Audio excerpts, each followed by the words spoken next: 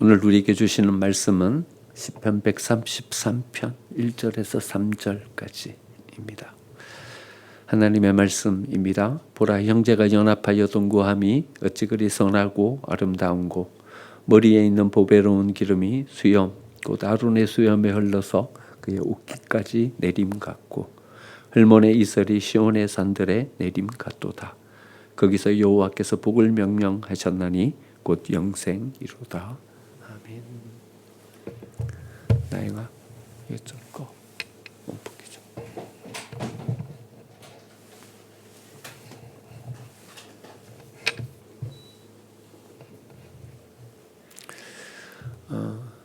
우리는 이 세상 가운데서 어떤 우리의 삶을 자리매김하고 또 우리가 원하는 우리의 삶의 소원을 이루기 위해서 최선을 다해서 애쓰고 노력하면서 삶을 살아갑니다. 애쓰지 않는 삶이 어디 있겠습니까? 자기 삶에 대한 애착을 가지지 않는 사람이 어디 있겠습니까? 다 시도하고 도전하고 살아갑니다. 그런데 잘 안 되기 때문에, 실패하고 또 그래서기 때문에 뒤로 물러서고 포기하고 그러는 거죠. 하지만 우리의 삶을 이렇게 살다가 되돌아보면 우리의 삶은 우리가 가늠할 수 있는 범위 안에서만 이루어지는 것이 아니다라는 것을 금방 발견하게 됩니다. 우리의 생각 범위 안에만 있지 않습니다. 우리가 생각지도 못했던 일들이 우리의 삶 가운데 일어납니다. 우리의 생각의 범위 안에서만 모든 일들이 이루어진다면 성공하지 못할 사람이 어디 있겠습니까? 다 우리는 성공할 수 있을 것입니다. 부자 되지 못할 사람이 어디 있겠습니까? 우리가 모든 것을 가늠할 수 있다면 우리는 풍요롭게 이 세상의 삶을 살아갈 수 있을 것입니다. 위기 앞에서 당황할 사람이 어디 있겠습니까? 우리가 모든 것을 다 가늠하고 생각할 수 있다면 우리의 삶은 당황할 것도 없고 부족할 것도 없고 연약할 것도 없는 그런 삶을 살아가게 되는 거죠. 미래학이라는 과목이 있습니다. 미리 예측하고 한번 생각해 보는 거죠. 미래의 삶이 어떻게 펼쳐질 것인가. 그래서 여러 가지 자료들을 동원해서 미래를 예측합니다. 하지만 예측입니다. 그래 되리라는 보장은 없습니다. 또 어떻게 될 것이다 라고 확실하게 알 수도 없습니다. 우리의 삶은 번번이 우리가 생각지도 못했던 사건들 가운데 직면하면서 당황하게 되는 것입니다. 마치 코끼리 장님 만지듯 부분적으로만 알고 부분적으로만 생각할 뿐인 것입니다. 생각의 범위만 벗어나는 것이 아니라 우리 능력의 범위도 벗어납니다.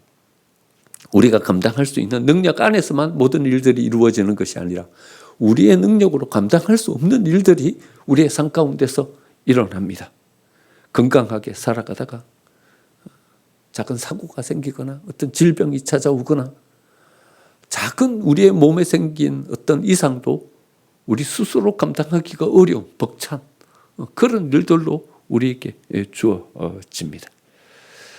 우리의 능력이 이것을 감당하지 못하니까 우리는 이것을 고난으로 생각합니다. 시험이 닥쳤다 이렇게 생각하게 되는 거죠. 우리의 선택이 아닌 것이 훨씬 더 많다라는 것을 또 우리의 삶을 이렇게 바라보면서 생각하게 됩니다. 태어나 보니까 한국 사람으로 우리의 삶을 살아가고 있어요. 요즘 생각하기에는 한국 사람으로 태어난 것이 감사하다 이렇게 생각되기도 합니다. 하지만 70년대, 80년대 이때만 해도 한국 사람 말고 미국 사람으로 태어났으면 얼마나 더 좋았을까.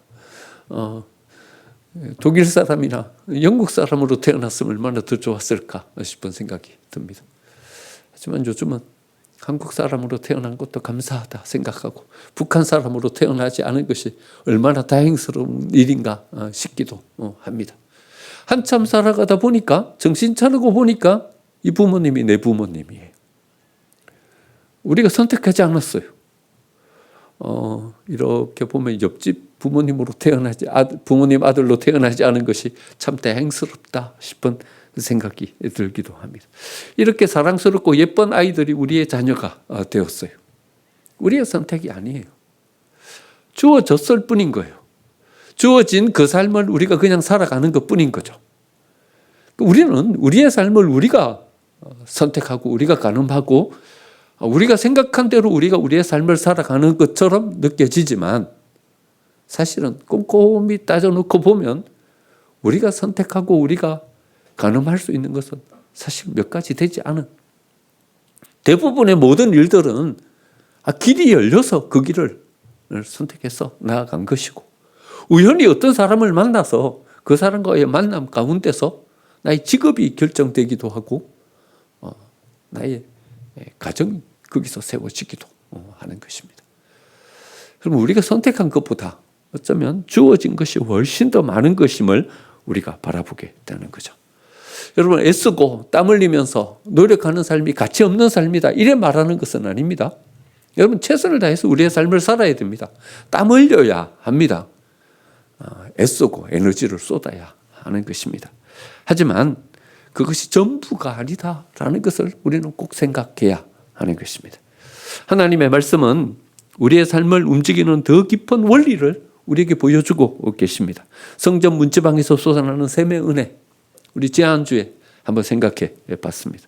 에스겔서 47장 1절, 그가 나를 데리고 성전 문에 이르니 성전 앞면이 동쪽을 향하였는데 그 문지방 밑에서 물이 나와 동쪽으로 향하여 흐르다가 성전 오른쪽 제단 남쪽으로 흘러내리더라.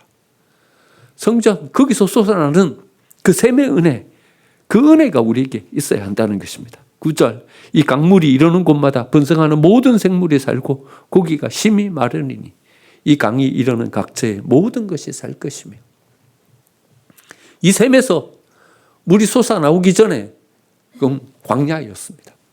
모든 생명의 에너지를 다 잃어버리고 위축된, 아무것도 할 수 없는 어떤 상황이 주는 압박, 거기에 갇혀진 그런 삶을 살고 있었던 것이죠. 그런데 거기서 샘이 솟아나오니까, 그 샘이 광야를 향해서 흘러가니까 죽었던 것과 같은 그 모든 생명이 다시 활기를 가지고 살아나게 됩니다. 여러분, 이 샘의 은혜가 있어야 되는 거죠. 우리 속에서도 솟아나오는, 우리가 애쓰고 노력하지만 능력 밖에서 어떤 강한 힘이 우리를 압박하면 우리는 위축되고 뒤로 물러설 수밖에 없는 것이죠. 우리의 능력 밖의 일들이 훨씬 더 많은 것이 이 세상 일입니다. 우리 생각 밖의 모든 일들이 일어날 수밖에 없는 것이 이 세상의 삶인 거죠. 그런 일들이 우리를 옥죄고 오면 우리는 위축될 수밖에 없는 것입니다. 광야가 될 수밖에 없는 것이고 우리는 아무것도 할 수 없는 그런 상황 가운데 내몰릴 수밖에 없는 것이죠. 하지만 거기에서 샘이 솟아나오면 그 샘에서 흘러가는 그 물로 모든 것들이 되살아나는 이런 은혜가 우리에게 임하게 되는 것이죠. 하나님이 우리에게 허락해 주시는 은혜가 있는 삶, 그 삶을 우리가 살아가야 합니다. 요셉은 형들에게 팔려버렸습니다. 이스마엘 상인이 요셉을 샀어요. 요셉의 삶은 이제 끝난 거죠. 노예가 돼버렸어요. 아무것도 자기 자의로 이제 할 수 있는 선택이 없는 노예가 됐습니다. 요셉의 삶은 끝나버렸어요. 노예로 팔린 그 삶 가운데서 요셉은 분수에 맞지 않게 나름대로 자기의 삶을 살겠다고 애씁니다. 자기 중심을 잃지 않겠다고. 하나님께서 자기에게 허락해 주신 그 기준을 한번 끝까지 붙잡고 가겠다고 애씁니다. 여러분, 가당키나 한 일입니까? 노예 주제 말이죠. 그러다가 그는 왕의 제수들이 갇히는 감옥에 그 주인의 모함을 받아서 갇혀버리고 맙니다. 여러분, 요셉의 삶을 우리가 이렇게만 평가한다면 그는 형편없는 삶으로 전락해버렸고 그는 실패자로 섰다, 이렇게만 우리가 요셉의 삶을 평가한다면 우리는 중요한 한 가지를 놓치고 있는 것입니다. 그것은 바로 요셉과 함께 하시는 하나님의 주권과 하나님의 섭리라는 거죠. 여러분, 우리의 삶이 우리의 생각과 우리의 판단과 우리가 행하려고 하는 그것으로만 이루어지는 삶입니까? 하나님은 없는 것입니까? 하나님의 역사는 우리의 삶과는 상관이 없는 것입니까? 이래 살아가는 삶이 있었어요. 여러분 신명기 25장 우리가 엊그저께 읽었던 말씀입니다.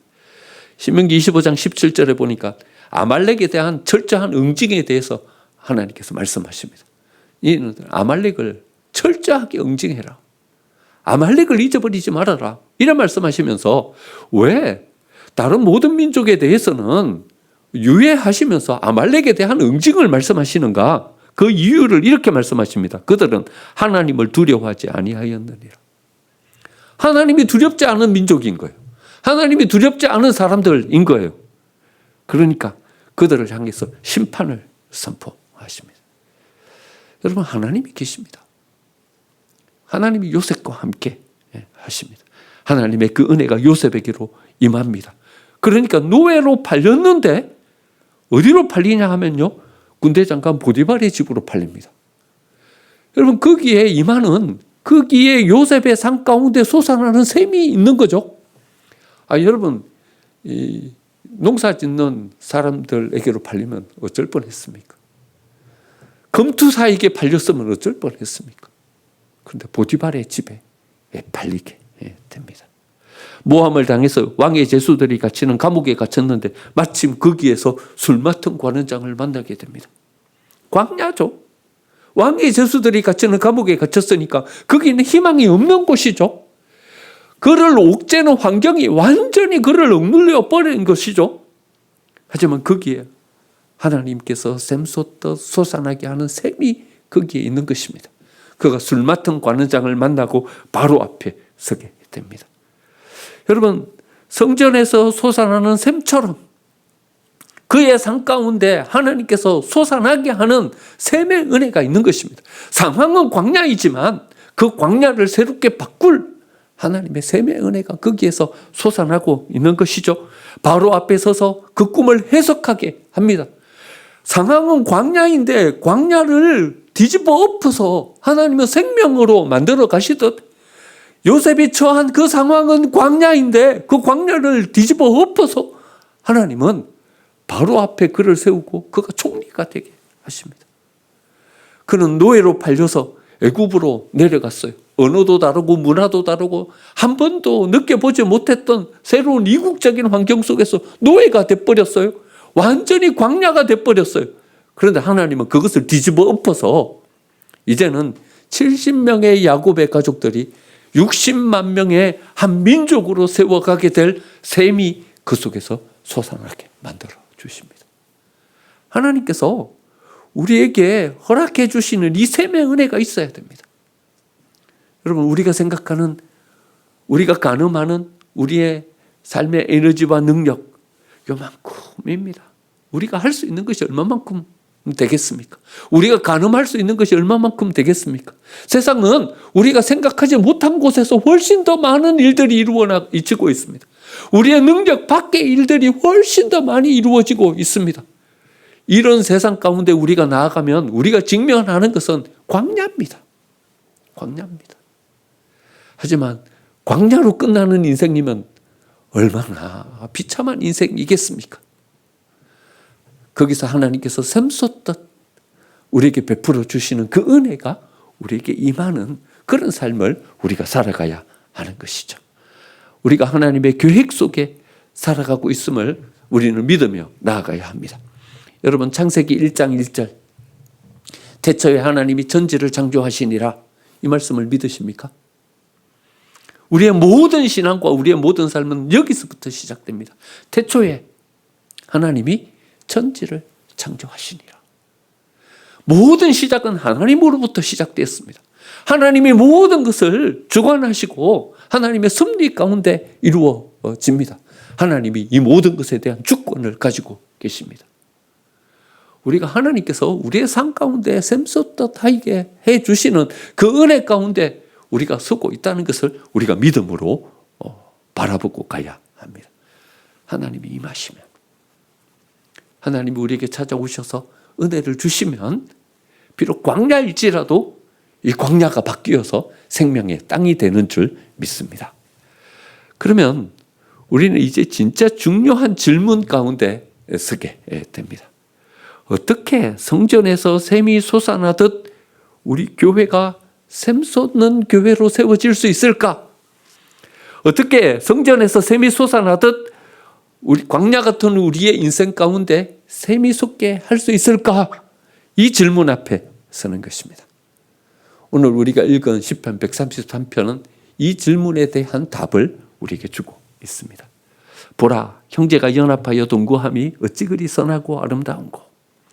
여러분, 연합하고 동거한 이걸 어떤 의미로 이렇게 바라보십니까?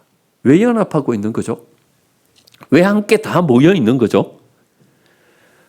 133편 위에 표제를 보면 이렇게 되어 있습니다. 다윗의 시, 그 성전에 올라가는 노래.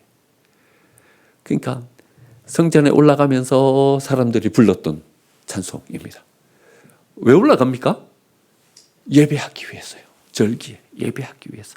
그러니까 형제가 연합하여 동거함이, 그러니까 함께 다 모여있는 그 모습을 다윗이 바라보고 어찌 그리 선하고 아름다운고 말했는데, 이 아름다움은 어떤 아름다움인가 하면요, 예배를 말하는 거예요. 하나님께 예배하는 것을 바라보면서 야, 어째 이리 아름답고 이렇게 복된가, 이렇게 찬양하고 있는 거죠. 하나님께 예배했더니 어떤 은혜가 임했냐 하면 2절에 이렇게 말합니다. 머리에 있는 보배로운 기름이 수염곧 아름의 수염에 흘렀다. 옷깃까지 흘러내렸다. 여러분, 보배로운 기름이 뭘 의미합니까? 3절에는 이렇게 말합니다. 헐몬의 이슬이 시온의 산들에 내린 같도다. 헐몬의 이슬은 뭘 의미합니까? 기름은 뭐죠? 기름 부음을 받았다. 어디에 기름 부음의 은혜가 있어야 됩니다. 우리가 기름 부음, 기름이라고 이야기할 때 이건 뭘 의미합니까? 하나님의 임재를 의미하는 거죠. 하나님이 거기에 임하셔서 복 주셔야 된다. 하나님께서 거기에 함께 하셔서 하나님께서 은혜를 베풀어 주셔야 된다. 하나님의 임재를 상징하는 거죠. 헐몬의 이슬은 뭘 의미합니까? 이것도 하나님의 생명의 역사를 말하는 거죠. 샘 솟는. 그러니까 이 아래에서 솟는 것은 샘이고요, 위에서 내리는 것은 이슬인 거죠. 빈 거죠. 그러니까 하나님께서 생명력 있게 만들어 주시는 그 은혜를 말하는 거죠. 예배하면 하나님이 거기로 임하십니다. 예배하면 거기에 하나님께서 생명의 역사를 허락해 주십니다. 아브라함이 예배하자 하나님은 임하셔서 아브라함을 만나 주십니다. 솔로몬이 성전을 짓고 하나님께 예배하자 하나님은 거기에 임하셔서 예배하는 모든 심령들에게 은혜와 축복을 허락해 주십니다. 갈멜산에서 엘리야가 제단을 쌓고 하나님께 예배하자 불로 임하셔서 하나님의 은혜의 역사를 보여주십니다. 마가의 다락방에서 간절한 마음으로 120명의 제자들이 하나님을 예배하며 나아가자 성령으로 거기에 임하셔서 하나님은 권능의 역사를 보여주십니다. 예배하면 하나님이 임하십니다.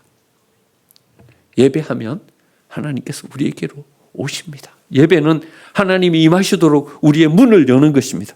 우리가 문을 열면 하나님은 외면하지 않으시고 우리에게 나오십니다. 어떻게 예배해야 합니까? 어떻게 예배해야 합니까? 우리는 매번 예배하는데, 매주일마다 예배하는데 어떻게 예배해야 합니까? 구약 성경에서 예배와 신약 성경에서 예배, 한번 두 가지 부분을 한번 생각해 보려고 합니다.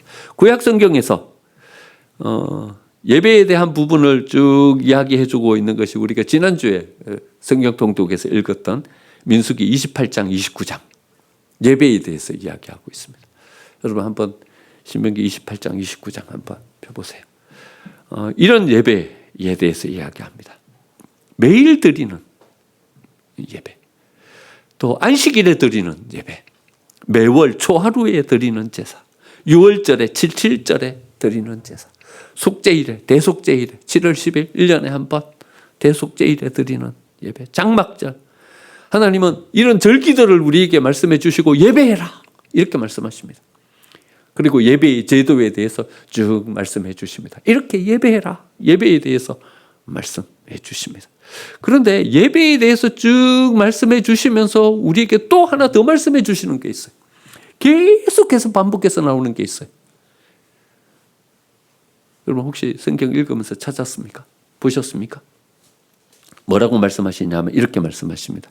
28장 18절 너희가 성회로 모일 때 아무 일도 하지 말라. 성회로 모일 때 아무 일도 하지 말아라. 25절 아무 일도 하지 말 것이니라. 26절 아무 일도 하지 말 것이며 29장 1절 아무 노동도 하지 말라. 7절 아무 일도 하지 말라. 12절 또 아무 일도 하지 말아라. 35절 아무 일도 하지 말아라. 여러분 예배할 때 딴 일 하면 안 됩니다. 예배할 때 다른 일을 하면 안 됩니다. 아무 노동도 하지 말라. 이 말은 뭐 육체적으로 우리가 아무 일도 하지 말아라 이 이야기도 포함돼서 멈추어서라는 겁니다. 우리가 하는 일 다 멈추고 서서 하나님께 예배해라. 멈추지 않으면요 우리는 하나님께 집중할 수가 없어요. 멈추어 선다는 것은요 우리가 힘을 빼고 이제 하나님이 일하심을 보는 시간이에요. 우리가 일하는 시간이 아니에요. 우리는 힘을 빼고 하나님이 일하시는 보는 시간이에요. 우리의 생존 주권이 하나님께 있음을 고백하는 시간이에요. 여러분 광야에서 멈추어 서면 어떻게 됩니까? 죽습니다. 오늘 먹을 거 오늘 당장 우리가 뭘 만들지 않으면 광야에서는요 죽어요. 먹을 것이 없는 땅이에요. 그런데 멈추라고 하십니다. 우리 하나님이 되시겠다는 겁니다. 하나님 우리의 삶의 모든 것들을 책임지시겠다는 겁니다. 여러분 멈추어 서는 시간이 모든 주권을 하나님께 돌려드리는 시간이 예배의 시간입니다. 여러분 민수기 13장 14장 기억하십니까? 우리 1월 한 달 동안 13장 14장에 머물렀었는데 결국 이 사람들 불순종하고 다시 광야로 나갑니다. 13장 14장이 이제 이런 얘기죠. 그런데 15장에 뭔 얘기가 나왔냐면요 예배 이야기가 나오는 거예요. 다시 광야를 향해서 38년의 삶을 살기 위해서 나가는 이 이스라엘 백성들에게 하나님 뭘 말씀하시냐 하면요 15장에서 예배해라 이런 말씀하십니다. 예배해라. 다시 광야로 어떻게 나가서 어떻게 살 것인지에 대해서 말씀하시지 않고 예배해라 이렇게 말씀하십니다. 그리고 15장 맨 마지막 절 41절에 뭐라고 말씀하시냐면 이렇게 말씀하십니다. 나는 여호와 너희 하나님이라. 나는 여호와 너희 하나님이라. 무슨 말씀입니까? 내가 너희 하나님 여호와다. 여호와다.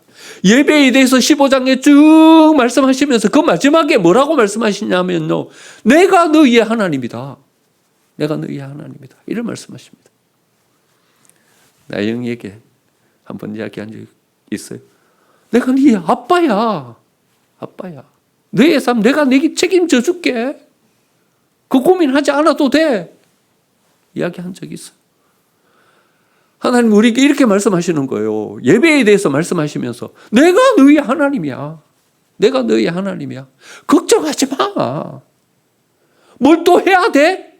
중단하라고. 여기에서 나에게 집중해서 나에게 나오라고 그렇게 말씀하고 계십니다. 예배는 구약에서의 예배는 우리의 삶을 중단하고 멈추어 서서 하나님께 예배하라고 그래 말씀하십니다. 신약 성경에서는요. 요한복음 4장에 나옵니다. 아버지께 참되게 예배하는 자들은 영과 진리로 예배할 때가 오나니 곧 이때라. 아버지께서는 자기에게 이렇게 예배하는 자들을 찾으시느니라. 영과 진리로 예배하는 자가 없어요. 예배하는 사람들은 많아요. 근데 영과 진리로 예배하는 사람은 없어요. 그래서 이렇게 말씀하세요. 이렇게 예배하는 자들을 찾으시느니라. 분주해요. 뭔가 할 게 많아요. 뭘 찾아요. 뒤적뒤적 예배하면서. 하나님께 집중하지를 못해요. 영과 진리로 하나님께 예배하며 나아가야 되는데 영과 진리로 예배하는 자가 없어요. 이렇게 예배하는 자들을 찾으시느니라. 없는 거예요. 왜 우리의 삶이 광야예요?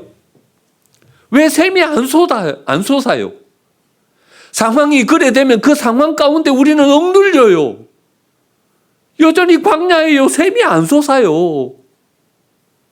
우리가 생각지도 못했던 일들이 우리 안에 퍽퍽 나서고 우리를 옥죄고 우리를 어렵게 만들어요. 그러면 이 광야를 뒤집어 엎을 샘이 여기서 솟아나야 되는데 샘이 안 솟아요, 우리 안에. 여전히 광야이고 여전히 어려워요. 왜 광야예요? 여기에 왜 샘이 안 솟아요? 하나님이 찾으시는 그 예배자로 못 서기 때문에 그래요. 하나님이 찾으시는 그 교회가 아니기 때문에 그래요. 하나님이 찾으시는 예배, 그 예배 가운데 하나님이 임하시면 샘이 솟아요. 광야가 뒤집어 엎어져서 생명의 땅이 돼요. 요셉이 애굽으로 노예로 팔렸지만 거기는 보디발의 집으로 가요. 모함받아서 감옥에 갇히지만 거기서 술 맡은 관원장을 만나요. 샘이 있어요, 샘이. 하나님께서 예배 찾으시는 그 예배자로 서면 우리는 비록 우리가 직면하는 모든 상황이 광야일지라도 하나님께서 우리에게 허락해 주시는 샘솟듯 하시는 그 은혜를 누리게 되는 줄 믿습니다. 멈추어 서서 보면 우리가 그 하나님의 은혜 가운데 서게 돼요. 멈추어 서서 보면 우리가 얼마나 하나님의 은혜를 누리는 백성으로 서 있는지를 바라보게 돼요. 그리고 신령과 진정으로 드리는 예배자로 서게 되는 것입니다. 지난주 화요일 날 학교로 가서 11시 개강 예배를 드리는데 가는 내 제 마음이 배 꼬여 있었어요. 교수가 되면 뭐합니까? 교회는 상황이 이래 어려운데 내가 여기에 서면 뭐합니까? 하나님 내게 복 주시고 은혜를 주시는 것 같지도 않은데 교회는 여전히 어렵고 힘든데 개강 예배를 드리는 교수들이 앉는 자리에 뒷자리에 앉았어요. 앉아서 예배를 드리는데도 마음이 꼬여가지고 배배 꼬여가지고 감사는 뭐 온데간데 없고 마음에 불만만 가득 차 있었어요. 근데 총장님 나오셔서 설교를 하시는데 설교 제목이 여수루나 너는 행복한 자로다. 이 말씀 가지고 설교를 하시는 거예요. 신명기 33장 29절. 이제 여술은 이스라엘을 말하는 거죠. 이스라엘이여 너는 행복한 사람이로다. 여호와의 구원을 너같이 얻은 백성이 누구냐? 이 말씀 가지고 설교를 하시는 거예요. 행복한 사람? 행복한 사람 좋아하네. 내가 행복한 사람인가? 그 전주가 11주년 기념 주일이었잖아요. 별로 행복하지가 않은 거예요. 그런데 여수루나 너는 행복한 사람이로다. 너같이 은혜를 누린 자가 누구냐? 너같이 하나님의 선택을 받고 너같이 하나님의 은혜 가운데 선 사람이 누구냐? 하나님이 저한테 이렇게 찾아오셔서 말씀해 주시는 거예요. 강 목사, 수많은 사람들 가운데 넌 선택받았잖아. 목회자가 됐잖아. 아무도 하나님을 알지 못하는 그 사람 가운데서 넌 하나님을 알고 넌 선택받아서 하나님의 종으로 지금까지 섬기고 하나님께 예배하는 자로 섰잖아. 마음 가운데 뭉클. 그래. 내가 하나님의 사람이구나. 하나님의 선택받은 사람으로 여기 섰구나.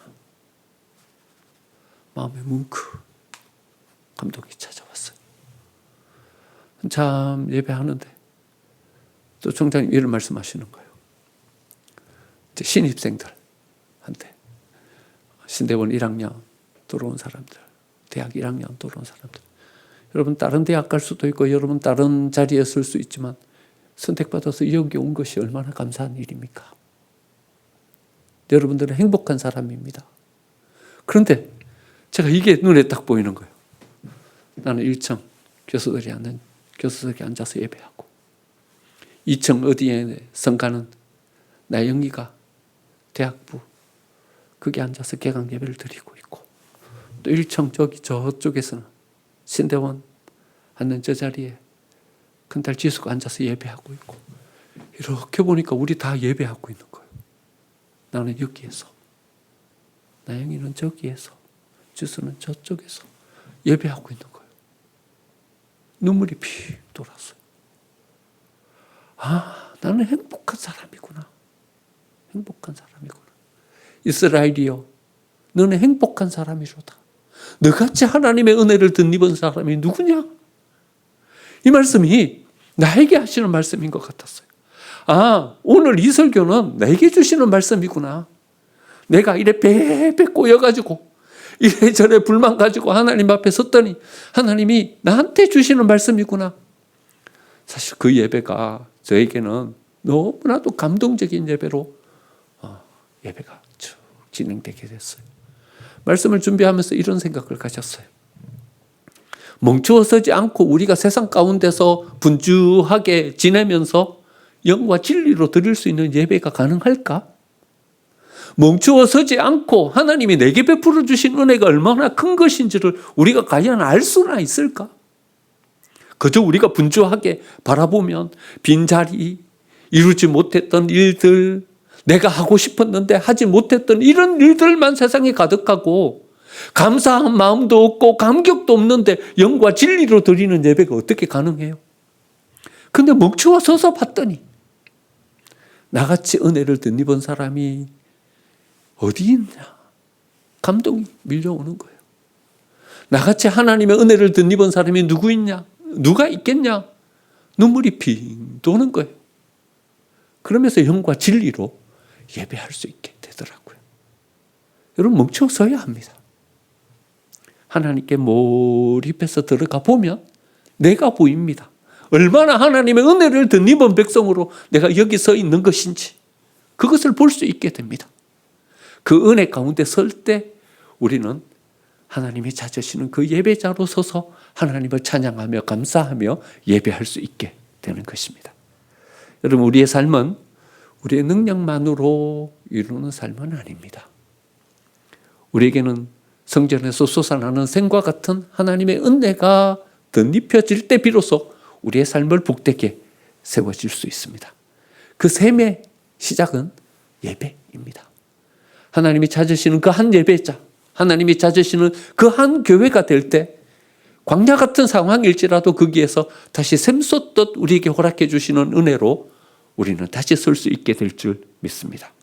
하나님이 찾으시는 그 교회가 우리 생명새 교회가 되고 하나님이 찾으시는 그 한 예배자가 우리 한 사람 한 사람이 되어서 하나님께서 우리가 직면하는 매일 같은 광야의 삶 가운데서도 우리가 지금도 허덕이고 있는 광야 같은 이 삶 가운데서도 다시 샘솟게 하여 주시는 그 하나님의 은혜로 우리의 삶을 복되게 세워갈 수 있는 우리 생명새 교회가 되고 또 저와 여러분이 되시기를 간절히 축원드립니다. 아멘.